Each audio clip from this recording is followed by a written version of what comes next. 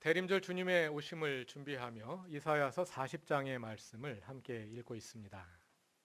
지난주에 이어 오늘도 이사야서 본문을 누가복음 3장과 연결하여 읽어보려 합니다.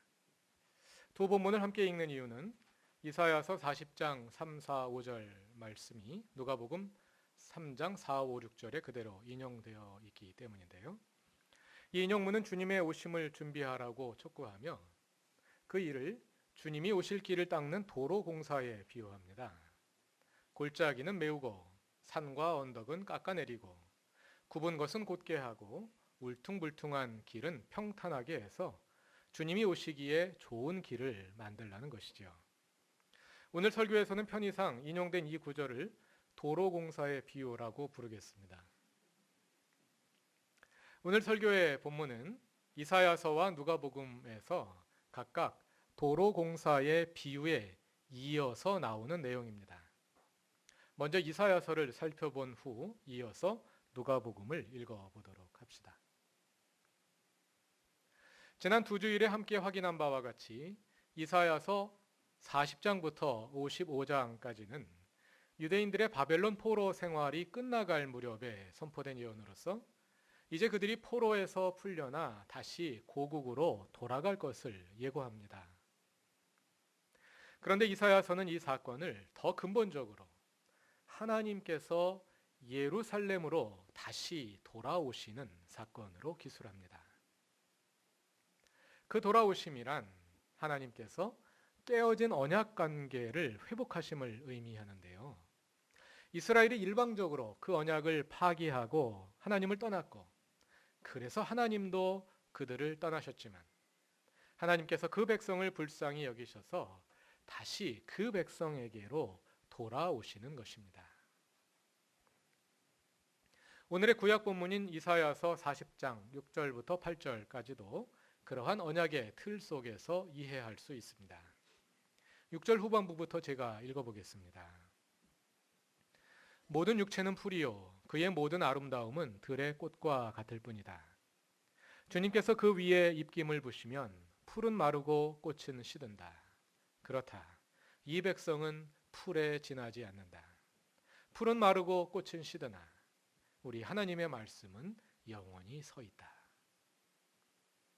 이 구절은 들풀과 꽃의 비유라고 부르기로 합시다. 이 들풀과 꽃의 비유는 인간의 유한함을 하나님의 영원성과 대조하는데요. 그것은 그 백성과의 언약에 대한 하나님의 신실하심을 보여주기 위함입니다. 모든 육체는 풀이요 그의 모든 아름다움은 들의 꽃과 같을 뿐이다. 여기서 아름다움으로 번역된 히브리어가 헤세드인데요. 개역 성경에서 어질인자 사랑애자를 써서 인애로 번역되기도 하고 또 인자하다는 뜻으로 인자로 번역되기도 합니다만 헤세드는 하나님을 향한 변함없는 사랑, 신실함을 가리키는 말입니다. 헤세드는 호세아서의 주제이기도 합니다. 호세아를 떠나 음행을 반복하는 그의 아내 고멜처럼 하나님께 신실하지 못한 이스라엘을 향해 하나님을 향한 인애, 즉 헤세드를 회복하라고 촉구하는 것이지요.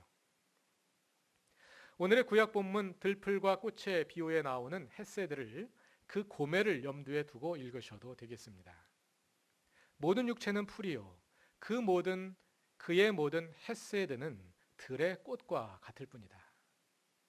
하나님과의 언약을 향한 그 백성의 신실함은 들의 꽃과 같아 오래 가지 못하고 뜨거운 바람이라도 불면 금방 마르고 시들어 버린다는 것이지요. 그러나 하나님의 신실하심은 그렇지 않습니다. 풀은 마르고 꽃은 시드나 우리 하나님의 말씀은 영원히 서 있다. 여기서 말하는 하나님의 말씀이란 곧 하나님의 언약의 말씀입니다. 우리는 들풀과 꽃과 같아 하나님께 신실하지 못하지만 하나님은 변함없이 신실하셔서 그의 백성과 맺으신 언약의 말씀을 끝까지 지키신다는 것입니다. 그래서 이 들풀과 꽃의 비유를 앞에 나오는 도로공사의 비유와 연결하여 읽으면 여기에 다음과 같은 메시지가 담겨 있다 할 수 있겠습니다. 하나님께서 그의 백성과의 언약을 기억하시고 돌아오신다. 그런데 그 돌아오심은 그 백성이 하나님과의 언약을 잘 지켰기 때문이 아니라 그것은 오직 하나님의 변함없는 신실하심 때문이다. 우리는 들풀과 같고 그 풀의 꽃과 같아 하나님을 향한 사랑을 오래 간직하지 못하지만 하나님은 변함없이 신실하셔서 그분의 말씀, 즉 그의 백성을 향한 언약의 말씀을 기억하시고 또 지키신다. 이렇게 이사야서 40장은 하나님의 돌아오심을 그분의 신실하심에 초점을 맞추어 묘사합니다.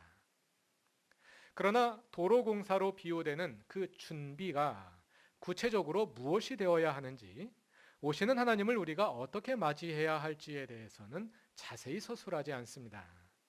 그러다 보니 이사야서의 말씀을 오해하고 오용하는 사람들이 생겨날 수 있었을 것입니다. 말하자면 이것을 우리의 윤리적 방종에 대한 알리바이로 잘못 사용하는 것입니다. 하나님은 우리가 들풀처럼 언약에 신실하지 않더라도 그분의 일방적인 신실하심으로 우리를 구원하신다 하는 식으로 말이죠. 누가복음 3장에서 세례 요한은 바로 그와 같은 반응을 염두에 두고 말합니다. 독사의 자식들아, 누가 너희에게 닥쳐올 진노를 피하라고 일러주더냐. 속으로 아브라함이 우리의 조상이다 하고 말하지 말아라. 주님의 오심에 대한 합당한 준비 없이 그저 세례라는 요식적 행위로 장차 다가올 심판을 모면하리라 생각지 말라. 너희가 아브라함의 자손이라 하여 그에 합당한 삶이 없이도 하나님의 언약의 수혜자가 되리라 기대하지 말라. 어림없는 생각이다 하는 것이죠. 그렇게 삶의 열매 없는 예배에 대한 준엄하고도 통렬한 꾸짖음을 이사야서 1장 11절부터 17절에서도 찾아볼 수 있습니다. 다 같이 찾아보겠습니다. 이사야서 1장 11절부터 17절까지입니다.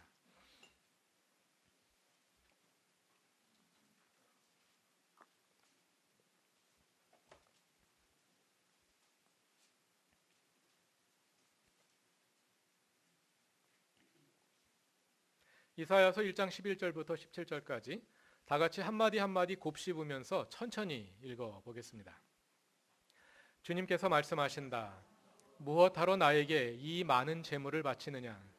나는 이제 순양의 번제물과 살찐 짐승의 기름기가 지겹고 나는 이제 숫송아지와 어린 양과 순념소의 피도 싫다. 너희가 나의 앞에 보이러 오지만 누가 너희에게 그것을 요구하였느냐? 나의 뜰만 밟을 뿐이다. 다시는 헛된 죄물을 가져오지 말아라. 다 쓸모없는 것들이다.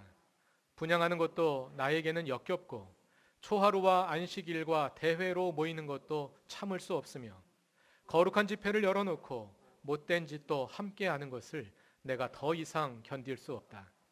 나는 정말로 너희의 초하루 행사와 정한 절기들이 싫다. 그것들은 오히려 나에게 짐이 될 뿐이다. 그것들을 짊어지기에는 내가 너무 지쳤다. 너희가 팔을 벌리고 기도한다 하더라도 나는 거들떠 보지도 않겠다. 너희가 아무리 많이 기도를 한다 하여도 나는 듣지 않겠다. 너희의 손에는 피가 가득하다. 너희는 씻어라. 스스로 정결하게 하여라. 내가 보는 앞에서 너희의 악한 행실을 버려라. 악한 일을 그치고 옳은 일을 하는 것을 배워라. 정의를 찾아라. 억압받는 사람을 도와주어라. 고아의 송사를 변호하고 주고 과부의 송사를 변론하여 주어라. 악한 일을 그치고 옳은 길로 돌아서라. 거짓된 예배, 요식적인 예배를 그치고 정의를 찾아라. 억압받는 사람을 도와주어라. 고아의 송사를 변호하여 주고 과부의 송사를 변론하여 주어라. 오늘의 신약 본문 누가복음 3장에 담긴 세례 요한의 촉구는 바로 그 이사야서 1장의 연속이라 할 수 있습니다. 죄사함을 받게 하는 회개의 세례를 받되 그 세례 의식이 요식적인 종교 행위가 되지 않도록 회개에 합당한 삶의 열매를 맺으라는 것이죠. 사과나무는 당연히 사과를 맺고 배나무는 배를 맺듯이 우리가 진정으로 회개했다면 그 회개에 합당한 열매가 맺힐 수밖에 없다는 것입니다. 누가복음 3장은 이러한 맥락에서 이사야서의 도로공사의 비유를 인용합니다. 모든 골짜기는 메우고 모든 산과 언덕은 평평하게 하고 굽은 길은 곧게 하고 울퉁불퉁한 것은 평탄하게 하라. 여기서 주님이 오시기 전 우리의 상태와 그 변화가 높은 것과 낮은 것, 굽은 것과 울퉁불퉁한 것 등 공간적인 용어로 묘사되는데요. 이것은 누가복음 1장 46절 이하에 나오는 마리아의 노래를 떠오르게 합니다. 마리아의 노래, 즉 마그니피카트는 마리아가 아기 예수를 잉태한 후에 기뻐하며 하나님을 찬양한 노래입니다. 누가복음 1장 46절부터 나오는 그 마리아의 노래 가운데 51절부터 53절에서 그녀는 하나님을 이렇게 노래합니다. 그는 그 팔로 권능을 행하시고 마음이 교만한 사람을 흩으셨으니 제왕들을 왕자에서 끌어내리시고 비천한 사람들을 높이셨습니다. 줄인 사람들을 좋은 것으로 배부르게 하시고 부한 사람들을 빈손으로 떠나 보내셨습니다. 여기에도 비슷한 공간 용어들이 사용되고 있지요. 52절에서는 높음과 낮음이 대조되고 있고요. 53절에서는 비어 있음과 채워져 있음이 대조됩니다. 이러한 공간적인 대조들이 누가복음에서는 사회적인 의미를 가집니다. 누가복음 1장에서 높음과 낮음은 계급과 신분의 높낮이를 상징하고 채워져 있음과 비어 있음은 부와 가난의 경제적 대조를 보여줍니다. 누가복음 3장에 나오는 높음과 낮음, 굽음과 고듬도 그와 비슷한 은유적인 의미를 가진다 할 수 있겠습니다. 그러한 의미들이 10절 이하에서 구체적으로 설명됩니다. 회개에 합당한 열매를 맺으라고 촉구하는 세례 요한에게 10절에서 무리가 묻습니다. 그러면 우리가 무엇을 해야 합니까? 우리가 무엇을 해야 합니까? 이것은 누가복음과 사도행전에서 중요하게 다루어지며 자주 등장하는 질문입니다. 예를 들어 10장 25절을 보면 어떤 율법교사가 예수께 나와서 선생님, 내가 무엇을 해야 영생을 얻겠습니까? 하고 묻습니다. 우리의 기독교적 상식을 따르자면 여기서 예수님은 내가 무엇을 해서 영생을 얻는 것이 아니라 믿음으로 영생을 얻는 것이다 하고 답하셔야 할 것입니다. 그러나 예수님은 그렇게 답하시지 않습니다. 예수님은 그에게 선한 사마리아인의 비유를 말씀하시며 가서 너도 이와 같이 하라 하고 대답하십니다. 또 누가복음 18장 18절을 보면 부자인 한 지도자가 예수께 나와 내가 무엇을 해야 영생을 얻겠습니까? 하고 묻습니다.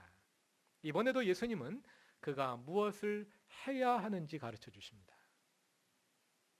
사도행전에도 그 질문이 여러 번 나옵니다. 누가복음에 3번 나오고 사도행전에도 3번 나오는데요. 사도행전 2장 37절을 보면 오순절 성령 강림 후 베드로의 설교를 들은 사람들이 사도들을 향해 형제들이여 우리가 어찌하면 좋겠습니까? 하고 묻습니다. 베드로는 그들을 향해 회개하라. 예수 그리스도의 이름으로 세례를 받고 죄 용서를 받으라 하고 대답합니다. 세례 요한의 선포와 비슷하지요. 사도행전 16장 30절에서는 빌립보 감옥의 간수가 바울과 실라를 향해 내가 어떻게 해야 구원을 얻겠습니까? 묻고 또 22장 10절에서는 다메섹 도상에서 부활하신 예수를 만난 사울, 즉 바울이 예수님께 주님, 내가 무엇을 해야 합니까? 하고 묻습니다. 무엇을 해야 합니까? 매우 중요한 질문입니다. 이처럼 누가복음과 사도행전은 무엇을 하느냐, 즉 어떤 열매를 맺느냐 하는 질문을 중요하게 다루는데요. 오늘 본문에는 그 질문이 3번이나 연거푸 등장합니다. 아까 누가복음에서 3번이라고 말한 건 정확한 건 아니었습니다. 3경우에 등장하는 거죠. 이 본문에만 3번이 나옵니다. 먼저 10절에서는 무리들이, 이어서 12절에서는 세리들이, 그리고 14절에서는 군인들이 같은 질문을 던지는 것이지요. 무리들의 질문에 대해 11절에서 요한은 대답합니다. 속옷을 2벌 가진 사람은 없는 사람에게 나누어 주고 먹을 것을 가진 사람도 그렇게 하여라. 유대인의 속옷은 팔이 없는 긴 튜닉이고요. 그 위에 통으로 짠 겉옷을 입었습니다. 그런데 가난한 사람들 가운데는 겉옷 없이 속옷만 입고 지내는 경우가 많았다고 합니다. 그러니까 그 당시에 속옷은 모든 사람들이 입는 옷인 반면에 겉옷은 그렇지가 않았던 것이지요. 요한이 여기서 겉옷이 아니라 속옷을 언급한 이유는 그 윤리적 명령을 좀 더 일반적으로 적용하기 위함이 아니었을까 생각됩니다. 무리들이 요한에게 물었습니다. 무리란 불특정 다수를 가리키는 말이죠. 그러므로 이 말씀은 모든 사람들에게 일반적으로 적용되는 것이라 할 수 있겠습니다. 나에게 여분으로 주어진 것이 있을 때 그것이 없어서 불편한 사람들, 그것이 없어서 생명에 지장을 받는 사람들을 기억하라 하는 뜻입니다. 움켜진 손을 펴라는 것입니다. 나의 필요만을 생각하는 좁은 시야를 열라는 것입니다. 그리고 나의 생존과 평안이 그 소유에 있지 않음을 깨닫고 그 믿음을 행동으로 실현하라는 것입니다. 우리의 회개가 경제 생활을 통해 표현되어야 한다는 말씀입니다. 특히 오늘날과 같이 돈이 최고의 가치가 된 시대에는 이 말씀을 더 분명히 기억해야 하겠습니다. 그런데 이 말씀은 2번째 세리들에게 준 대답을 통해 그리고 3번째 군인들에게 준 대답을 통해 더 구체화됩니다. 그 당시 이스라엘 사람들은 여러 종류의 세금을 내고 있었는데요. 그 가운데 토지세와 인두세 같은 세금들은 유대인들의 자치의회인 사네드린이 걷었고요. 그 외 물건의 판매와 이동에 관한 세금, 즉 통행세나 관세를 포함한 기타 징수 금액들은 세리의 관할이었습니다. 그런데 로마 제국은 이 징세권을 입찰에 붙였습니다. 그래서 가장 높은 가격을 부르는 사람에게 그 징세권을 주고 세금 걷는 일을 맡겼습니다. 그 일을 맡은 사람이 세리장입니다. 누가복음 19장에 나오는 삭개오가 세리장이지요. 굉장히 높은 위치에 있는 사람입니다. 이 세리장은 입찰을 따낸 후에 그 입찰한 금액을 먼저 로마 제국에 지불합니다. 그러니까 한 지역에서 나오는 세금에 해당하는 금액이니까 돈이 엄청나게 많은 사람이 아니면 이 세리장을 할 수가 없는 거죠. 먼저 로마 제국에 세금을 지불한 다음에 그 다음에 세금을 거두어서 그것을 채우는 것입니다. 이 세리장은 직접 세리들을 고용하여 세금을 거두어서 그 액수를 보전하고 또 그에 더하여 그들의 수고에 대한 대가로 이익을 챙겼습니다. 문제는 그렇게 챙겨가는 이익의 폭이 너무 컸다는 데 있었습니다. 그들은 세율을 정할 수 있는 권한을 가지고 있었습니다. 세율을 세리가 정했습니다. 또 세금을 부과할 재화의 가치를 평가할 때 어디에 초점을 둘 것인지, 예를 들어서 용도에 둘 것인지, 토지 면적이나 건물의 크기에 둘 것인지, 물건의 질로 평가할 것인지, 양으로 평가할 것인지 등등 세금 부과의 단위와 기준을 결정할 권한도 세리에게 있었습니다.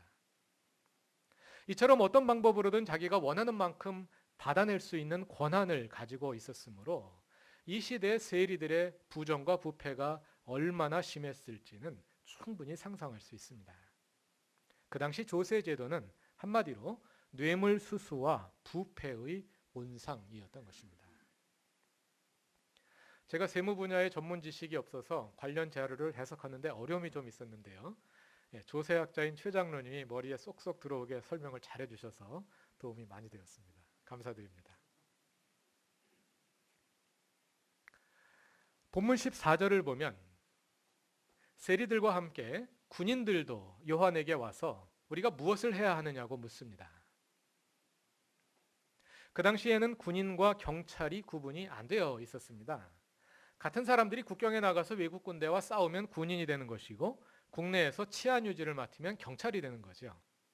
그러니까 본문에 나오는 군인들도 그런 의미에서 경찰 역할을 한 사람들이라고 할 수 있겠습니다. 그 자리에 세리들과 함께 나온 것을 볼 때 아마도 그 군인들은, 경찰들은 세리들을 보조하는 역할을 하고 있었을 수 있습니다. 왜냐하면 세리들이 하는 일이 백성들의 지지를 받을 만한 일이 아니므로 조세 저항이 만만치 않았을 것입니다. 그래서 당연히 그 조세의 집행을 돕고 세리들을 보호해 주는 물리적인 강제력이 필요했을 것입니다. 군인들이 그 역할을 했던 것이죠. 그런데 요한이 14절에서 그 군인들에게 대답하는 말을 토대로 생각해 볼 때 그 군인들, 즉 경찰들 역시 부패의 온상이었던 것 같습니다. 14절에는 군인들의 권력 남용을 가리키는 두 개의 동사가 사용됩니다. 디아세이오라는 동사와 시코판테오라는 동사인데요. 둘 다 착취를 가리키는 말입니다. 폭력적으로 또는 법을 악용하여 또는 속여서 힘없는 사람들을 착취하는 것을 가리키는 말입니다. 그것이 군인들의, 경찰들의 생존 방식이었던 것입니다. 그러니까 본문에 나오는 세리와 군인들은 그 당시에 부패한 사회 구조를 함께 움직여가는 사람들, 아마도 그 구조의 말단에서 함께 움직이는 하수인들이었다 할 수 있겠습니다. 말하자면 그들은 파라오의 질서의 손과 발이었는데요. 세례 요한은 그들을 향해 그 부패한 생존 방식에서 벗어나라고 촉구합니다. 그것이 그들이 맺어야 할 회개의 구체적인 열매라고 말입니다. 그것은 명백하고 단순해 보이지만 아마 실제로 따르기엔 참 어려운 윤리적 요구였을 것입니다. 왜냐하면 그것이 그 사회가 돌아가는 방식이었고, 그래서 그 사람들이 그 사회에서 생존하는 방식이기도 했을 것이기 때문입니다. 그렇게 사는 것을 고친다는 것은 그 바닥의 논리를 거부함을 의미했고, 그래서 만일 실제로 그렇게 살고자 했다면 그 바닥에 형성된 카르텔에 의해 왕따가 될 것이 뻔했을 것입니다. 사실 우리가 직업적으로 일상적으로 하고 있는 일들도 우리가 의식하든 의식하지 못하든 누가복음의 세리나 군인들처럼 파라오의 질서의 말단에서 그 질서를 돕는 역할일 수 있습니다. 그것이 우리의 직업이 돌아가는 방식일 수 있습니다. 그래서 부패와 부정이 그 당시 세리와 경찰의 사회적인 존재 방식이었듯이 그것이 우리가 이 사회에서 생존하기 위해 선택할 수밖에 없는 몇 안 되는 길일 수도 있습니다. 그래서 세례 요한이 준 대답은 우리에게 매우 무겁게 다가옵니다. 그러나 그럼에도 불구하고 우리가 그 회개의 열매를 향해 작은 걸음이나마 내디딜 수 있는 것은 우리의 존재가 들풀과 그 풀의 꽃과 꽃에 불과함을 하나님께서 아시기 때문입니다. 우리는 들풀과 같고 그 풀의 가녀린 꽃과 같아서 우리의 신실함만으로는 오래 유지하지 못합니다. 그래서 처음에는 용기를 내어 시작했다가도 현실의 위세에 눌려 이내 파라오의 질서에 다시 무릎을 꿇곤 합니다. 그러나 그럼에도 불구하고 우리가 다시 일어설 수 있는 것은 하나님께서 그러한 우리를 다시금 찾아오시기 때문입니다. 그래서 뜨거운 바람에 말라서 쓰러져 버린 풀과 같은 우리의 존재를 하나님께서 다시 일으켜 세우시고 그 풀에 맺힌 가녀린 들꽃을 기뻐하시고 격려하시기 때문입니다. 그래서 우리는 보잘것없는 들풀의 열매에 불과하지만 그 작은 열매를 들고 감히 담대하게 주님 앞에 나아갈 수 있는 것입니다. 크고 탐스러운 열매가 아니더라도 괜찮습니다. 비록 들풀의 열매에 불과하더라도 하나님은 그 열매를 기뻐하십니다. 그리고 그 작은 열매를 기대하며 하나님은 우리를 향한 신실하심을 지키시고 우리를 기다리시고 또 우리를 찾아오십니다. 사랑하는 그루터기 교회 교우 여러분, 우리는 풀이요, 우리의 모든 신실함은 그 풀의 꽃과 같을 뿐입니다. 뜨거운 바람이 세차게 몰려올 때 그 풀은 마르고 그 꽃은 시듭니다. 그러나 우리 하나님의 언약은 영원하기 때문에 하나님은 그러한 우리를 다시 일으켜 세우십니다. 이 대림절 우리에게 오시는 주님을 기다립니다. 그리고 주님께서 오셔서 들풀과 같은 우리를 다시 일으켜 세우시고 가녀린 꽃이 남아 피우게 하시고 들풀에 열매 남아 맺게 하시기를 기대합니다. 그러한 대림절의 은혜가 모든 교우들 위해 가득하기를 기도합니다. 다 같이 기도드리겠습니다. 들풀과 들풀의 꽃과 같은 저희를 있는 그대로 받아주시는 하나님, 주님께서 저희에게 신실하시듯 저희도 늘 주님께 신실하기 원합니다. 그러나 마음은 온유로되 육신이 약하여 들풀처럼 말라 쓰러지곤 합니다. 그러한 저희를 붙드시고 연약한 가운데 한 걸음씩 주님을 향해 나아가는 길을 이끌어 주옵소서. 진정으로 회개하며 회개에 합당한 열매를 맺음으로 주님의 오심을 준비하기 원합니다. 이 대림절 주님의 은혜를 더하셔서 오시는 주님을 기쁨과 감사함 가운데 맞이할 수 있게 하옵소서. 예수님의 이름으로 기도드립니다. 아멘.